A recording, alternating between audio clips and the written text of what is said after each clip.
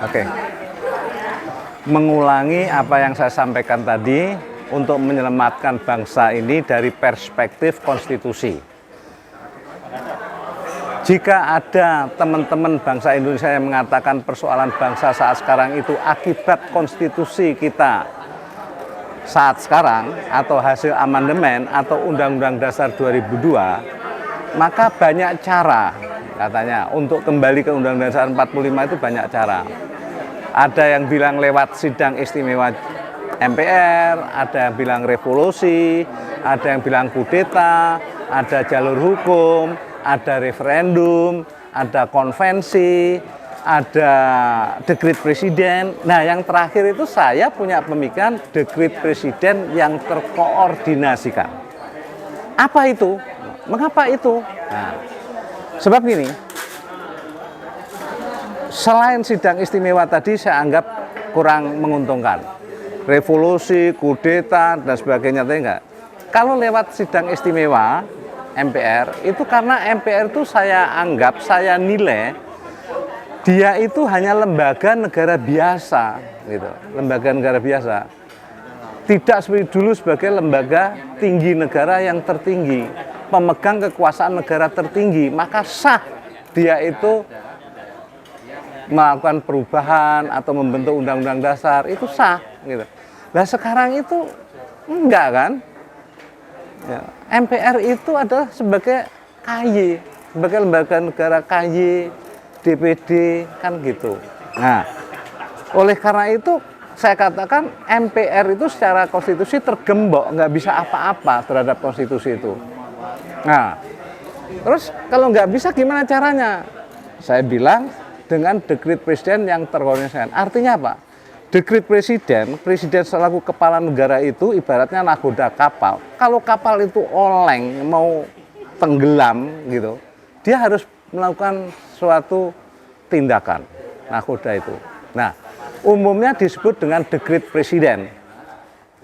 Tetapi dekret presiden tok hanya itu saja, dia bisa jadi malapetaka kalau tidak didukung rakyat. Nah gitu loh. Maka kalau saya bilang dekret yang terkoordinasikan itu dekret presiden yang didukung rakyat. Jadi syaratnya adalah satu, adanya kegentingan negara, dekret itu, dekret presiden. Apa kegentingannya? Terjadi pembelahan persatuan bangsa. Kan itu kemarin, tadi saya katakan. Terjadinya ya money politik sehingga melahirkan korupsi, kolusi, nepotisme, ya kan? Melahirkan ketidakjujuran, ketidakadilan dan sebagainya, banyaklah yang semua kita rasakan.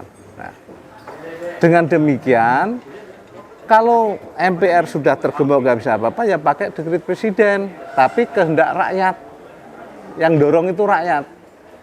Nah, gitu. Nah terus rakyat curiga, ada yang curiga, wah itu mau 3 periode kalau kembali ke MPR. Enggak, di dalam dekret presiden nanti ada pokok-pokok yang harus dicantumkan di keputusan presidennya. Ya itu tadi, kalau takut itu kebablasan seperti dulu tidak ada dibatasi, ya salah satu dekretnya itu isinya ya pembatasan jabatan presiden 2 periode saja. Itu salah satu poin di dalam dekret presiden. Lainnya seperti pernyataan bahwa dasar negara kita Pancasila yang tidak bisa diperas-peras. Jadi orang jangan main-main lagi apanya. Pancasila sesuai dengan yang ada di pembukaan Undang-Undang Dasar. Bahwa Undang-Undang Dasar 1945 nantinya itu terdiri dari pembukaan, ya gitu, batang tubuh, penjelasan dan adendum. Adendum itu tambahan. Jadi asli nggak diuwek-uwek. Terus kalau kita mau apa? Jabatan presiden 2 periode saja, tambahi adendum, jenggreng, gitu. Apalagi tambahi, gitu. Jadi sekali lagi, dekret presiden yang terkoordinasikan itu kehendaknya rakyat, bukan kehendaknya presiden, gitu. Sebab itu tadi, kalau presidennya nggak kuat seperti zamannya Gus Dur, nggak didukung TNI dan sebagainya, ya nggak akan jadi, gitu. Nah, kumpul ini tadi kan saya ngumpulkan para tokoh-tokoh. Nah, tokoh-tokoh ini kalau bisa lebar, banyak meluas Indonesia secara nasional, terus ngomong sama TNI. Pak, ini rakyat minta seperti ini loh. Bapak memelopori karena Bapak itu tugas pokoknya yang terhadap kedaulatan negara, bangsa dan itu ada di Bapak. Bapak pengen seperti Jenderal Nasution enggak untuk mendorong seperti Bung Karno, mendorong Bung Karno dekret? Kan pengen untuk agar negara ini selamat gitu loh. Itu ceritanya. Nah, terus omong orang, lah kalau presidennya nggak mau, siapa bilang nggak mau? Saat sekarang saja, ya, saat sekarang aja yang disebut otoriter, ketika banyak demo rakyat itu yang menentang kebijakan, nyatanya apa? Berubah nggak kebijakan itu? Saya tanya, berubah. Jadi tatkala rakyat Indonesia itu menghendaki sesuatu, logika saya presiden yang benar selaku kepala negara, dia mesti mendengarkan suara rakyat. Jadi sekali lagi, presiden yang benar ketika rakyat berkehendak gitu, mesti dia harus mendengarkan suara rakyat itu. Apalagi didukung oleh TNI. Ya. Jadi syaratnya satu, ada kegentingan. Udah ada, ya kan? Pembelahan bangsa itu paling top. Kedua, didukung TNI. Ketiga, rakyat juga mendukung. Dah, terorganisasikan itu musyawarah bersifat Pancasila. Gitu. Pak, bagaimana dukungan terhadap ide itu di acara ini? Oh, bagus. Saya kan udah awal tadi, saya itu di sini niatnya akan bikin jajak pendapat. Saya sedang menerangkan tuh. Saya akan menyampaikan kuesioner ele-elean. Sorry, bukan ele-elean. Kuesioner sederhana, 5 pertanyaan. Dari 5 pertanyaan tadi, dari 56 yang tersebar itu, yang di meja ini, yang atas kan nggak dapat. Terus ada yang nggak kembali lah, ada yang nggak kembali karena lagi makan mungkin gitu. Dari 56 itu 51 setuju semua. Yang 5 ada yang setuju, dari 5 poin itu ada yang ragu-ragu. Setuju apa Pak? Pertanyaannya apa Pak? Nggak apa. Jadi, sorry. Setuju apa Pak? Setuju seperti yang saya sampaikan itu, bahwa untuk kembali, iya. Jadi saya bilang, antara tanya, bahwa demokrasi saat sekarang itu bukan demokrasi Pancasila. Nah, kan gitu. Ya seperti yang saya omongkan tadi, saya lupa deh. Setuju untuk dekret presiden terkoordinasi. Untuk kembali, untuk kembali. Kalau jalannya saya nggak tanya. Ya saya tidak ini ya. Tapi tadi di forum itu kan banyak yang setuju. Sebab itu tadi banyak cara. Saya tidak ingin memaksakan kehendak. Gitu. Banyak cara. Sebab apa? Tahu Palakan Ambarawa? Palakan Ambarawa musuh Belanda sukses itu karena diserang dari berbagai arah, dari berbagai cara, dari berbagai macam senjata. Gitu. Jadi saya tidak ingin membuat kuesioner setuju dengan saya. Ya, ada yang setuju silahkan, ada yang mau apa silahkan. Gitu. Mana yang paling mungkin? Pak, misalnya ini terjadi memang benar sesuai dengan cara yang disarankan Bapak, itu dekret presiden terkoordinasi. Iya. Misalnya jadwal yang sudah populer seperti jadwal pemilu 2024 itu akan berubah nggak Pak? Ya berubah. Ya bisa berubah. Bisa berubah. Berubah. Selama ada kesadaran para elit politik, para elit politik sadar bahwa kita tersesat dengan konstitusi saat sekarang ini, maka segera kembali ke titik awal untuk melakukan reorientasi. Itu gitu. Jadi reorientasi berarti artinya pemilu belum tentu on the track kan? Iya lah, kalau saat sekarang atau sebulan dan setahunnya kembali gitu, ya itu tadi, kembali ke itu, MPR kan. Orang mesti tanya kan, emangnya terus nggak ada money politik, ya kan gitu. Kalau toh ada, tidak merusak persatuan, rakyat itu nggak diadu domba, tidak dijejeli berita-berita yang tidak jujur, kebohongan dan sebagainya. Terus kalau di MPR, kalau saya bikin tata tertib yang detail, kayak masuk taruna. Para calon siapa aja dites, psikotesnya, bener enggak kejiwaannya, pengetahuannya, fisiknya. Setelah ketemu 5, disaring, 5 ini, tinggal pilih. Artinya presidennya tetap saja, bisa saja tetap presiden yang menjabat sekarang ya, ketika itu di dekret itu. Oh iya, kalau belum habis tahun 2024 itu kan kalau makanya Pak Jokowi ya sampai 2024. Ya. 2024 itu kemudian dilakukan Sistem, nggak usah apa sistem itu tadi, sistem MPR. dipikirkan ulang Pak ya. Sistem MPR. Nah, sistem MPR kan udah dinyatakan kembali dengan dekret.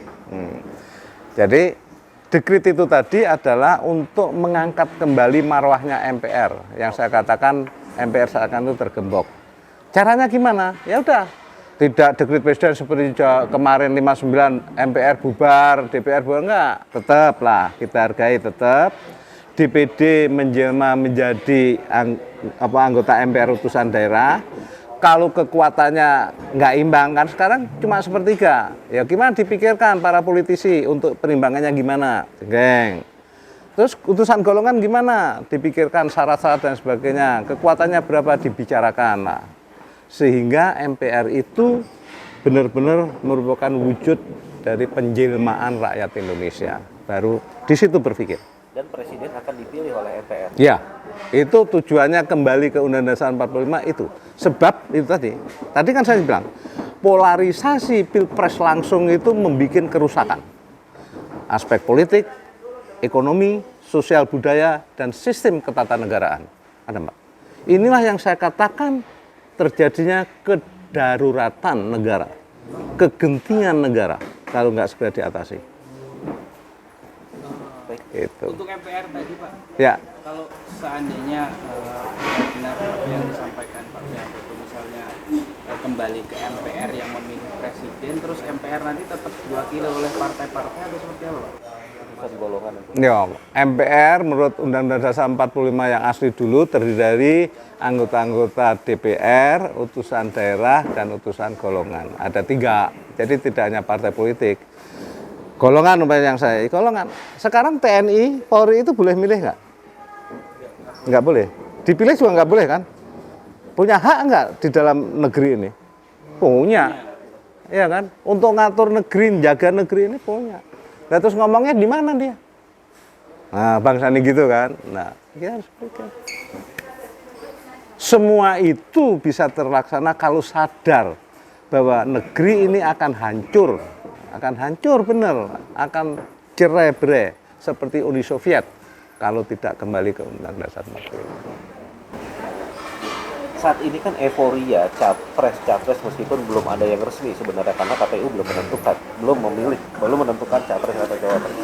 Pun tahapan pemilu juga belum sampai ke sana. Saat ini kan euforia nih, sehingga banyak relawan di mana-mana membentuk relawan capres A, capres B, dan capres B, deklarasi dan sebagainya. Apakah ini juga tidak akan menjadi ledakan lagi jika misalnya terjadi dekret ini terjadi, pemilu presiden tidak dipilih langsung tapi dipilih oleh MPR? Ini Bapak udah mempertimbangkan nggak? Sudah. Sosial yang akan terjadi. Sudah. Kan saya ngomong di pola pikir Bu saya itu. Ini kan tokoh-tokoh yang disebut tokoh-tokoh yang punya anggota, tokoh suprastruktur politik, infrastruktur politik, macam-macam tokoh. Itu kan punya anak buah. Kasih tahu dong, gitu loh. Kasih tahu, gitu. Jadi memang seperti kegiatan seperti sekarang ini adalah memang pemimpin dulu pulang hari ini, besok berpikir saya harus mengumpulkan anak buah. Kan gitu. Harus ngerem-ngeremi. Kita salahnya aja. Saya kasih tahu sekarang. Kalau saya bilang saat sekarang ini ya, bahwa perpolitikan sudah tidak di tangan sendiri. Perekonomian sudah tidak di tangan sendiri. Kebijakan ya sudah tidak di tangan sendiri, dan sebentar lagi kedudukan presiden juga sudah tidak di tangan sendiri dalam tanda petik. Karena apa? Karena presiden di Undang-Undang Dasar 2002 adalah bukan orang Indonesia asli. Bahaya. Oke, melihat track record dari Pak Presiden yang sampai dengan hampir 10 tahun menjabat, kira-kira dengan track record itu mungkin nggak Pak diterima usulan soal dekret presiden ini? Saya kan tadi udah bilang kebijakan saja yang bikin sengsara rakyat di demo sana demo sini didengar oleh beliau. Ya kan? Akhirnya kan enggak. Akhirnya diralat. Beberapa lah saya amati itu. Iya kan? Artinya beliau itu mendengar suara rakyat.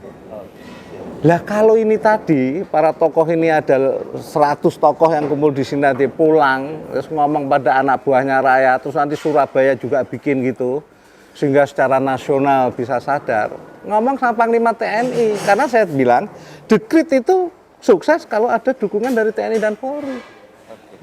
Nah gitu loh, Ini menarik mendengar. kuncinya, berarti pemain kuncinya nanti di Panglima TNI. Iya, sebab apa? Sejarah mencatat Gus Dur itu nggak didukung TNI sama Polri, ngomong dekret malah di-impeach. Udah ada komunikasi Pak dengan Panglima TNI soal ini? Soal dekret ini. Komunikasi. Saya belum, tapi beliau mesti mendengar. Tapi beliau kan itu tadi, kalau saya ngomong sama teman, Panglima TNI itu ngerti gitu. Ya, saya satu hal yang, kalau tadi ngomong ya, TNI benar bergerak itu sesuai aturan, bergerak. Tapi saya bilang seperti Pak Mulyadi tadi, dia berpikir harus sesuai dengan jati dirinya sebagai TNI. Berpikirnya, dia sebagai tentara rakyat, tentara pejuang, tentara nasional. Berpikirnya, itu. Jadi kalau jelek, bikin hancur negara, ya bikin hancur negara. Itu yang kita harapkan, ya kan? Ada rencana Pak untuk menghadap Panglima TNI? Ada. Dan Jelas ada, itu usulan Bapak ini. konsepsi dalam buku saya jelas ada. Dan tadi udah ngomong-ngomong lah, ya nggak saya sebutkan. Ini nanti bisa melebar, ya udah ketemu. Jadi kita bukan mau berontak ya, jangan dianggap ini sekali lagi ini bukan mau berontak, akan menyelamatkan Indonesia ya dari kekuasaan atau kekuatan tertentu. Gitu. Lagi wawancara. Wah. Gue jadi blank. Closing statement Pak mungkin. Gimana statement? Pesan yang ingin disampaikan untuk rakyat deh.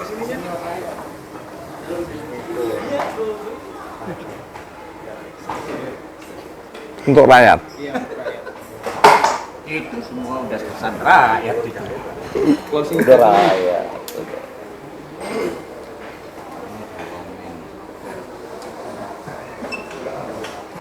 Nanti dikira ngajak golput ini segalanya.